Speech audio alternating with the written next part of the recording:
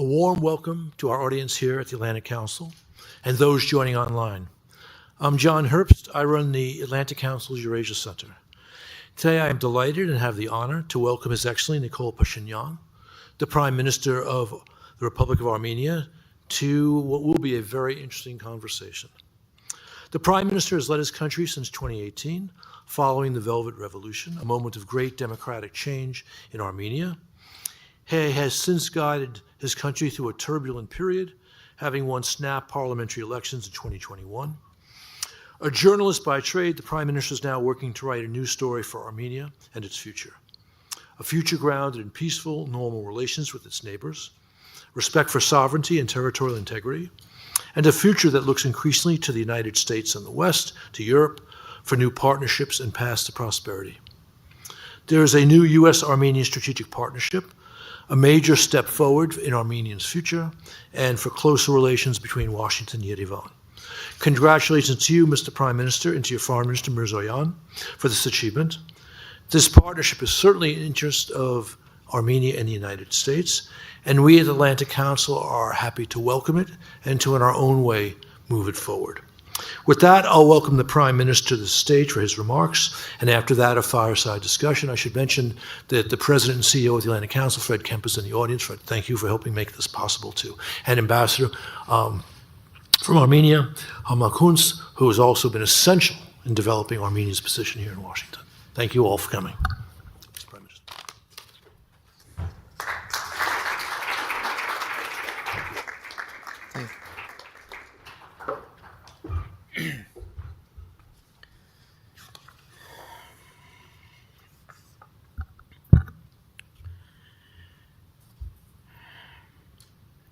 Dear Mr.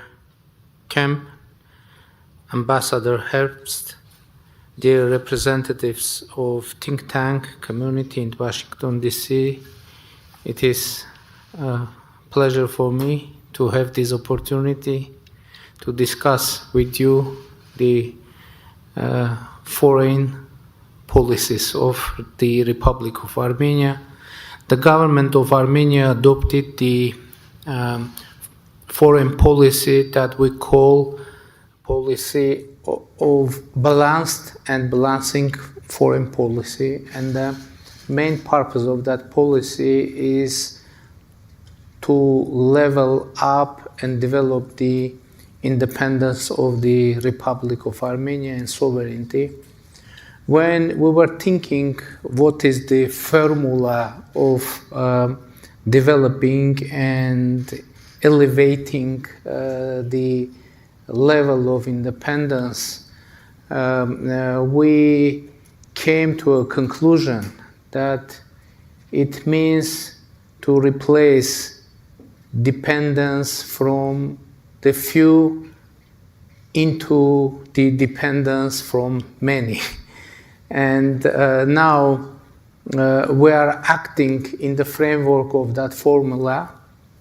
Of course, first of all, we are concentrating on our regional affairs, first of all, because how we will be independent, secure, how reliable will be the system of our security. It mainly depends what kind of relations will we have in our region. Now you know that 2 out of 4 borders of our country are totally closed. It is about our border with Turkey and with Azerbaijan, and we have 2 more borders with Georgia and with Iran. And of course, those 2 borders are very important for us, and we are cooperating. We have deep relations with our neighbors, Georgia and Iran, but we want to open a new era in our relations with Turkey and Azerbaijan. Now and during last years, we made huge progress in the peace process with Azerbaijan. To make for you that progress tangible, I would say that you know that we are discussing the draft of peace agreement with Azerbaijan, and now 15 articles of that draft out of 17 is totally agreed, and 2 articles left to be finally agree, and we hope to finalize this process as soon as possible. Of course, we are working with Azerbaijan in bilateral format, but definitely the attention and support of international community will be very useful to create a proper atmosphere for having lasting and sustainable peace. We have quite active dialogue with Turkey as well. In recent years, I had several meetings with the Turkish president. I participated in the inauguration of President of Turkey last year. Recently, we had a meeting in New York on the margins of the General Assembly of UN, and we have actually a very concrete agreement to, in the first stage, to open our border, our mutual border, I mean with Turkey, for third countries' citizens and diplomatic passport holders. And we hope to have the implementation of this agreement as soon as possible. We are working on that.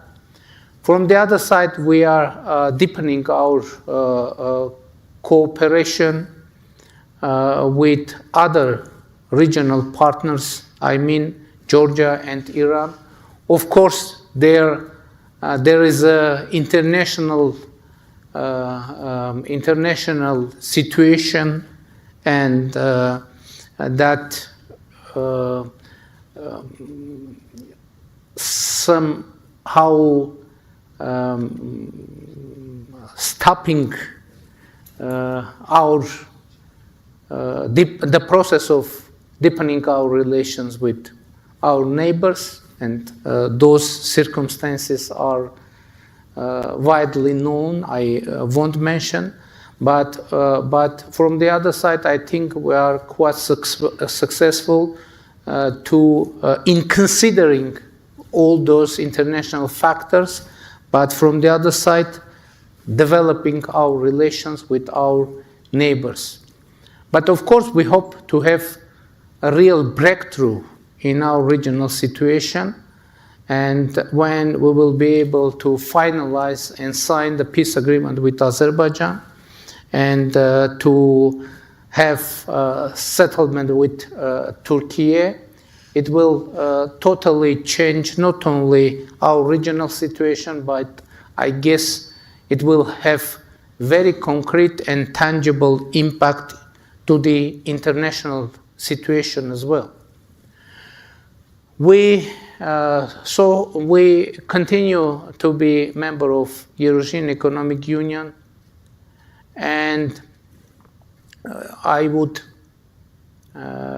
assess our relations in European Economic Union as normal, and European Economic Union is acting, and we are working in that framework. From the other side, we actually suspended our participation in CSTO, which was our main security partner.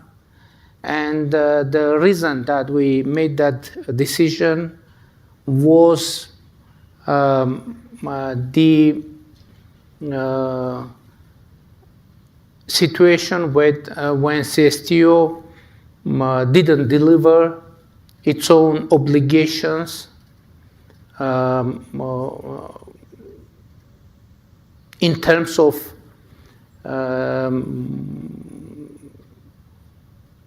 securing the security of Republic of Armenia. And I should say that now, in general, we are in process of diversifying our foreign relations in all fields, from economy to security. You know that we are deepening our cooperation with the European Union, and something very important happened during the last year in our relations with the European Union, because from 2022, the civilian monitoring mission is deployed alongside of the border, Armenian border with Azerbaijan, and it is first time when European Union somehow is involved in the security agenda of Republic of Armenia. From the other side, we are deepening our cooperation with the European Union. Recently, we started visa liberalization dialogue, and we hope to finalize that as soon as possible. And there was another very important decision made by European Union, when European Union included Armenia into European peace facility, which is also very important political decision. And recently we have signed a charter of strategic partnership with United States, which is also very important decision, and we hope to open a new page in our relations with United States. And we are working very actively in foreign policy, and actually the implementation of balanced and balancing foreign policy is underway. I think we are implementing that quite effectively, and to be honest, I can say that despite all the challenges, we've been able to level up our independence and sovereignty.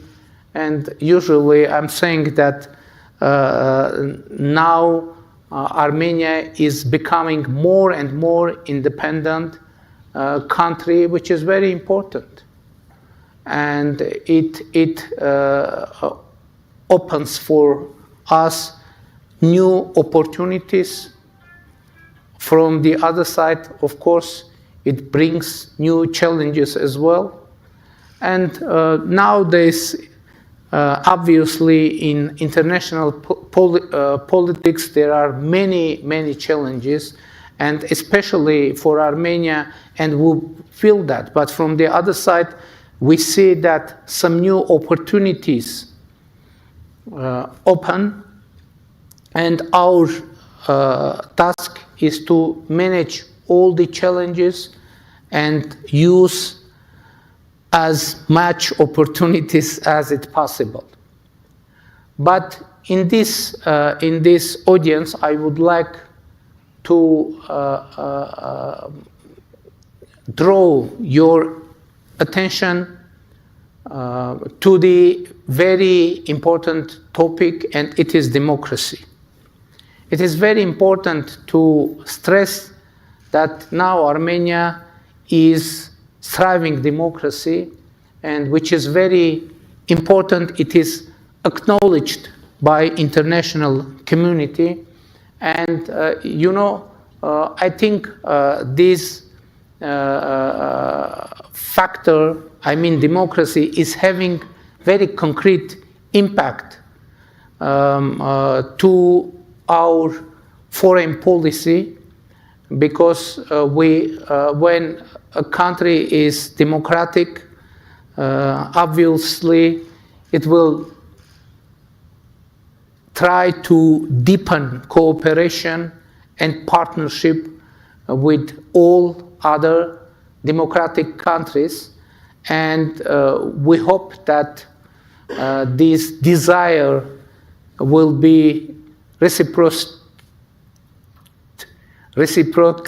by other democratic countries.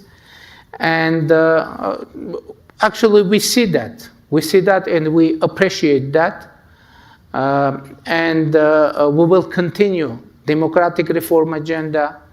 Of course, as everywhere, democracy brings more challenges, but opens more opportunities. And in that case, internally as well, we are trying to manage all the challenges and use all the opportunities for developing our country, having under focus the security agenda, of course, first of all, but as a very important continuation for security, we see prosperity and happiness, freedom, and protection of human rights, independent judiciary, and in general, success for our citizens. We want to make them to feel that democracy really a factor that is able to provide security, prosperity, and to provide more and more opportunity for all citizens, for all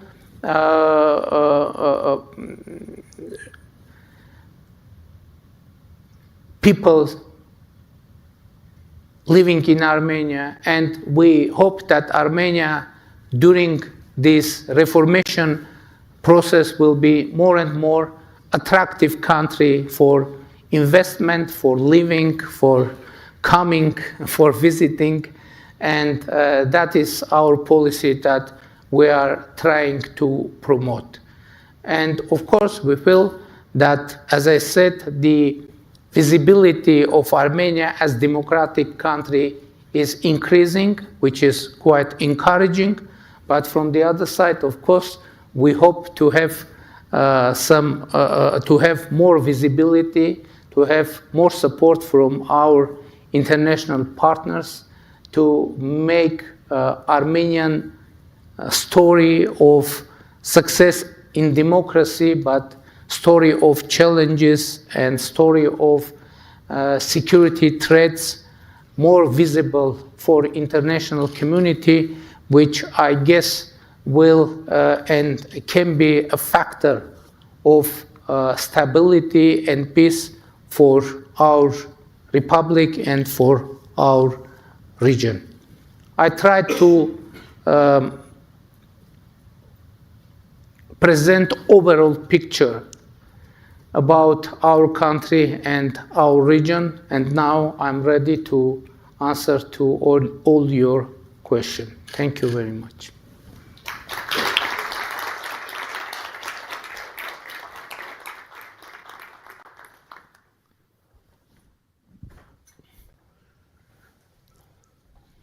Mr. Prime Minister, thank you for those comprehensive remarks.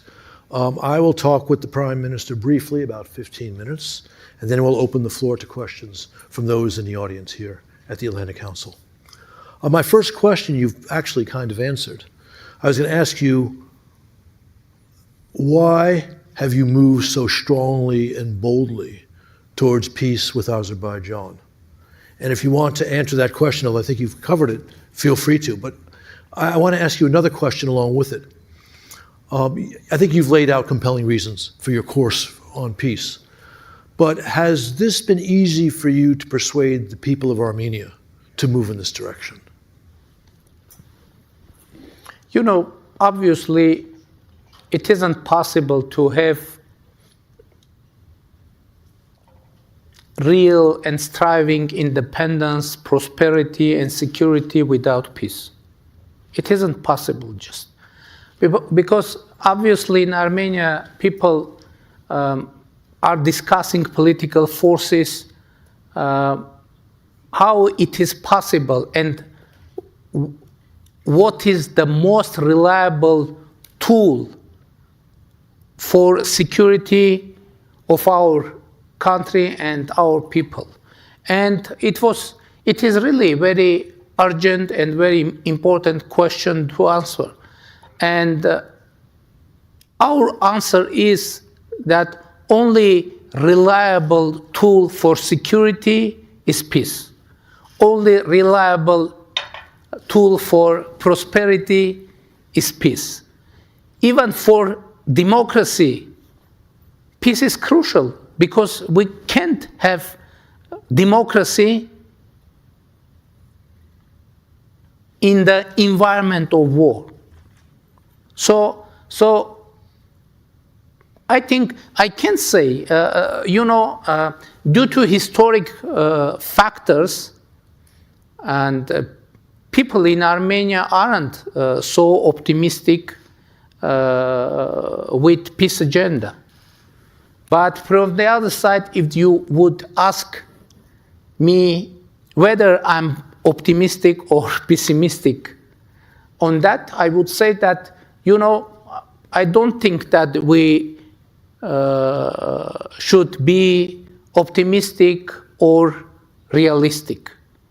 We need to be active, we need to be creative, and continuously work on that agenda. Because nobody will guarantee that the process will be successful.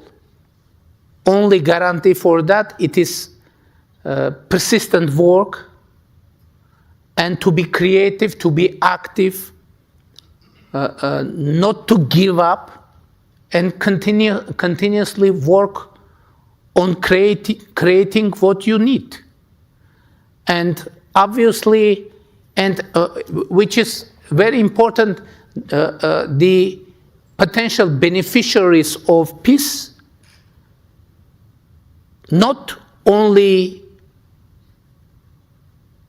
people living in Armenia, all the region and even international community will benefit from that peace. So we perceive this process as our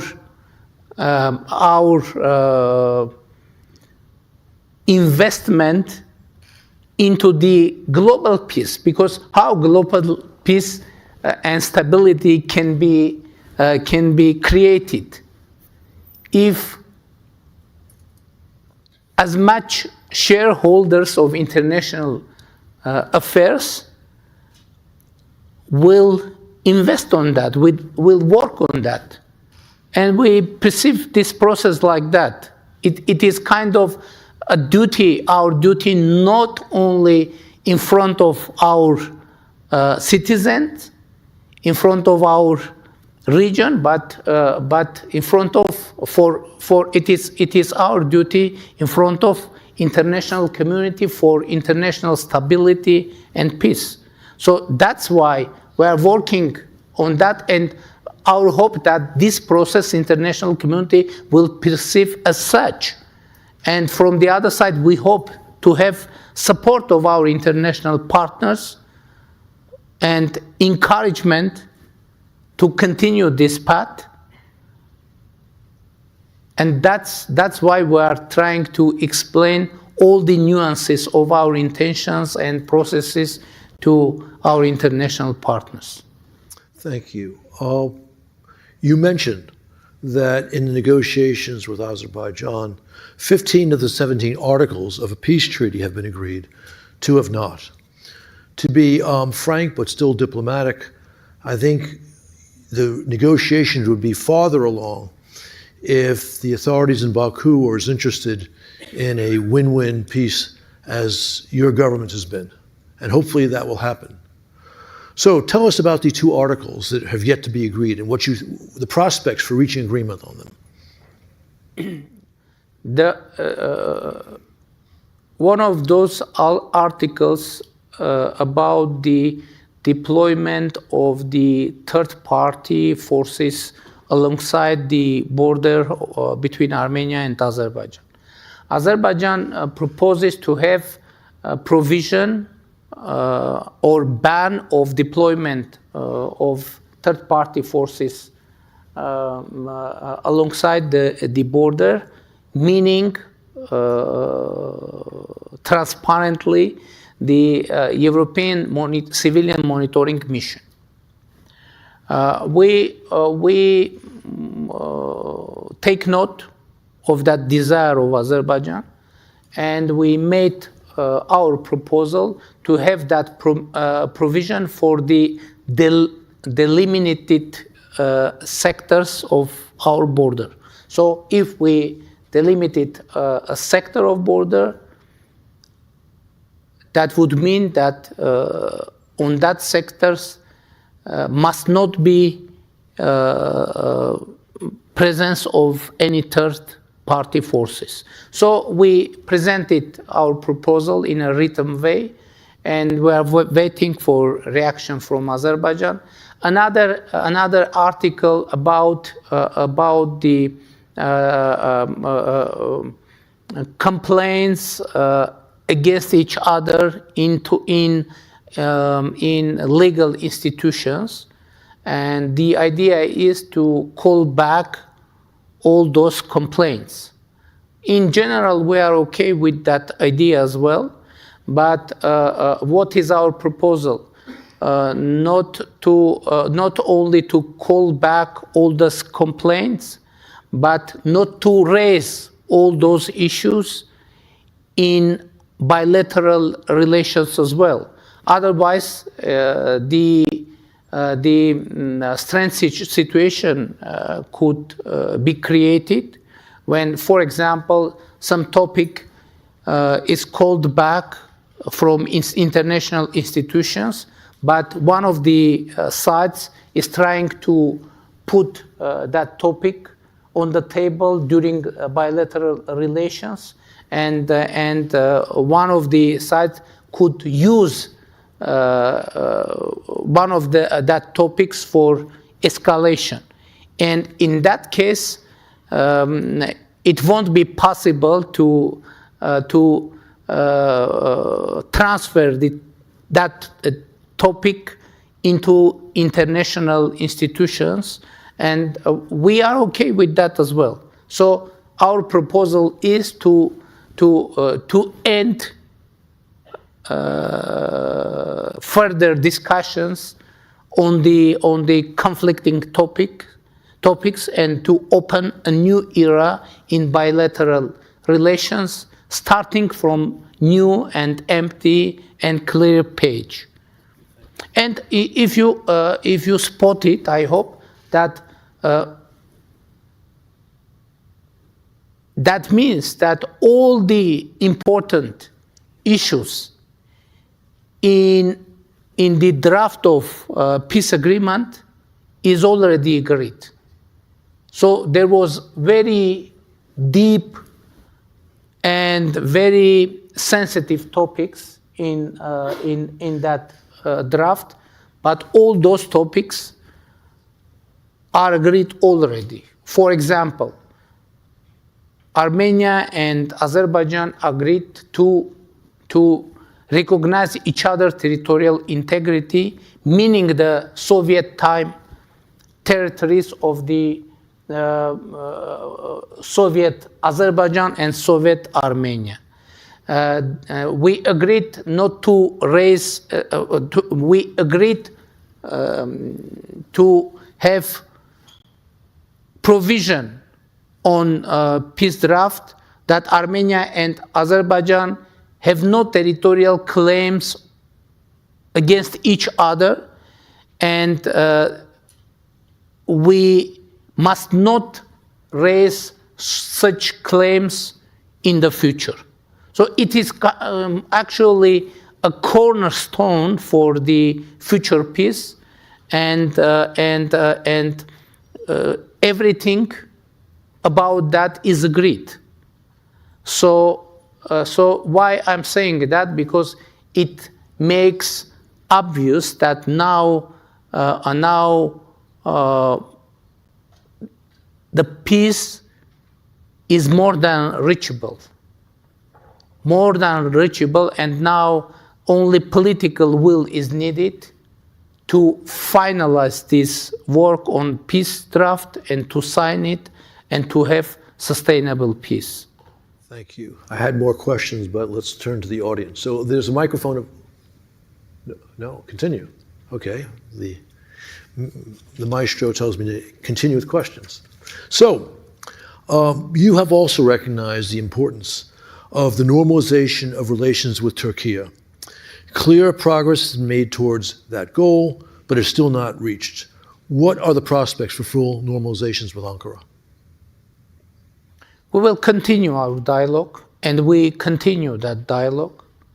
And I guess Armenia and Turkey never been involved in such active dialogue than now. Actually, we have no any communication obstacles with Turkey, and we are in constant dialogue. Foreign ministers, they are talking and meeting continuously, permanently. Our representatives are in constant touch, and actually we are working very actively, and there is kind of common understanding what should be done. But of course there are many nuances, and some last effort needs to be put to have real result, and we hope that the result will come very soon. Okay, thank you. Are we now ready for audience questions? Good. So please just let us know if you have a question. Otherwise, I have plenty.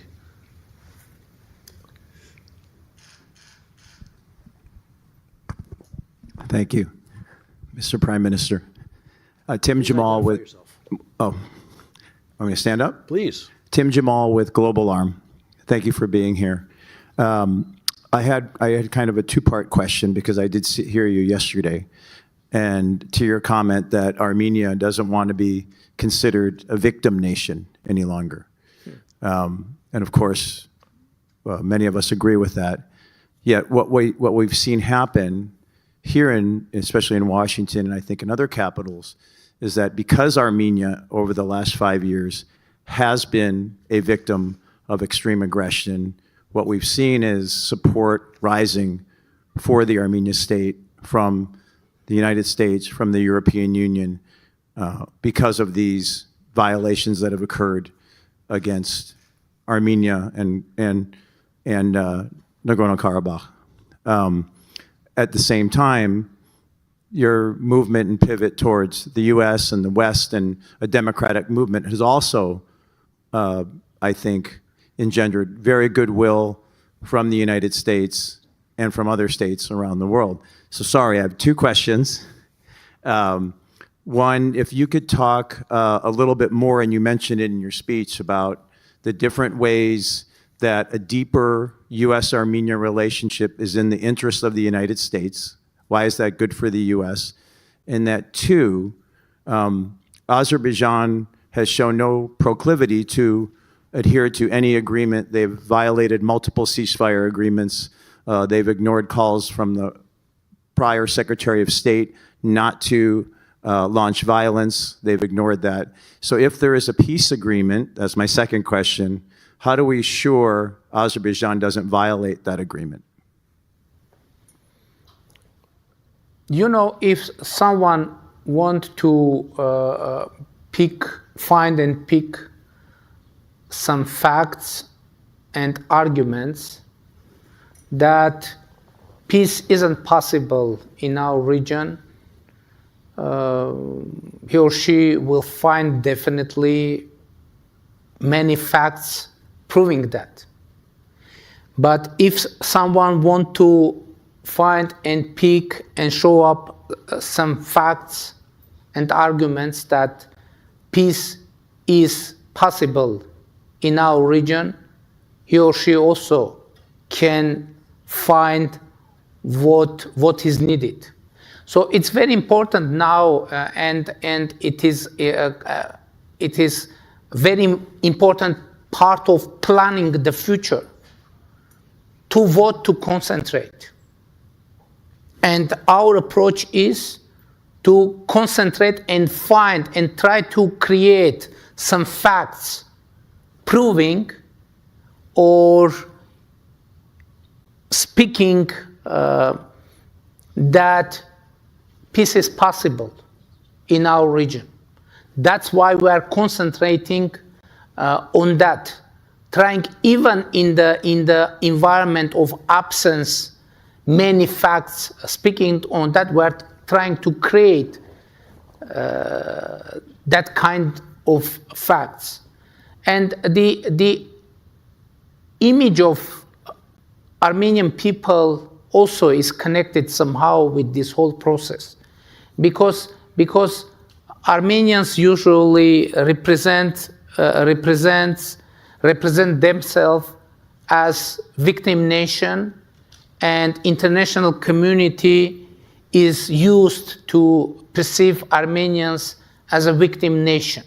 And sometimes it is quite confusing which is the reason and which is the consequence. And maybe if by default some nation is perceived as a victim, and it is kind of, sometimes it seems that it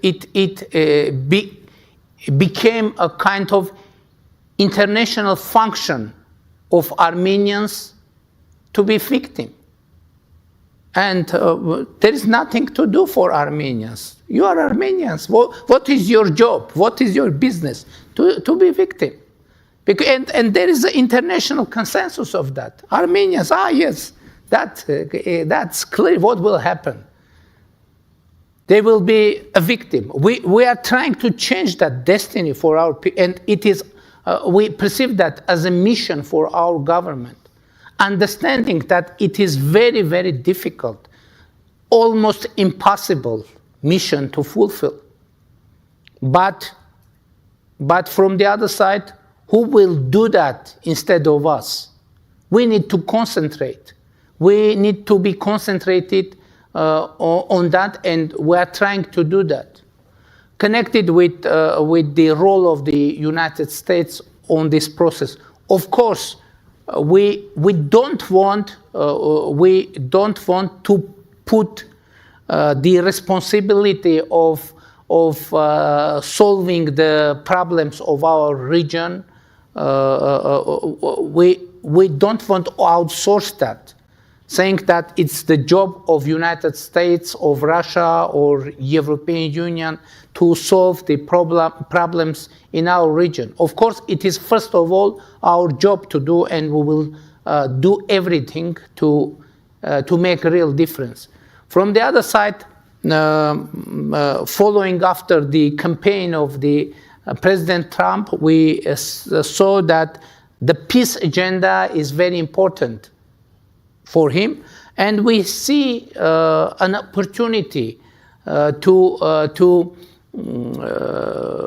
bring or draw the attention of current administration that peace in South Caucasus is reachable, and maybe more efforts or any efforts or real efforts from administration will be successful, and it can be a kind of in diplomatic circles,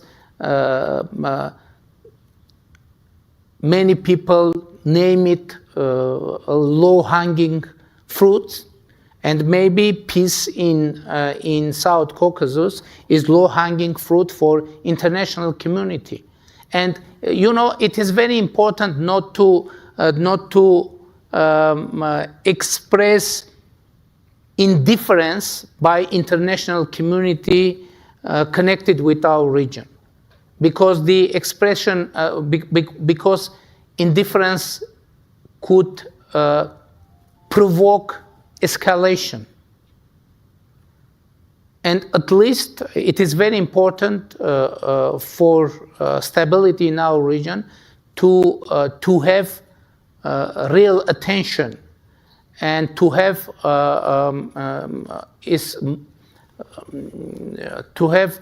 peace agenda of South Caucasus in the priority list of United States, of current administration, and of international community. Thank you. More questions, but I should have mentioned before the first question, we are now out of the public part of this event. This is now private. Please. Mr. Prime Minister, welcome to the Council. My name is Defne Arslan. I am Senior Director for Atlantic Council in Turkey and Turkey programs.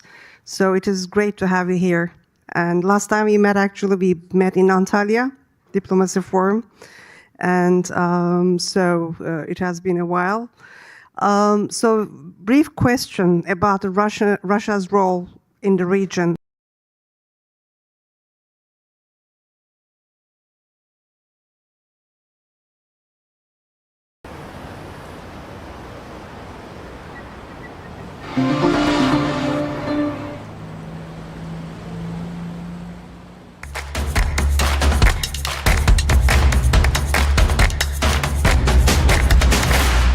Սպասված ակցիայի իդեալ համակարգից։ Փոխարինեք ձեր դինտացան նոր առավել ժամանակակից եւ խնայող կաթսայով։ Մանրամասները idiapsystem.am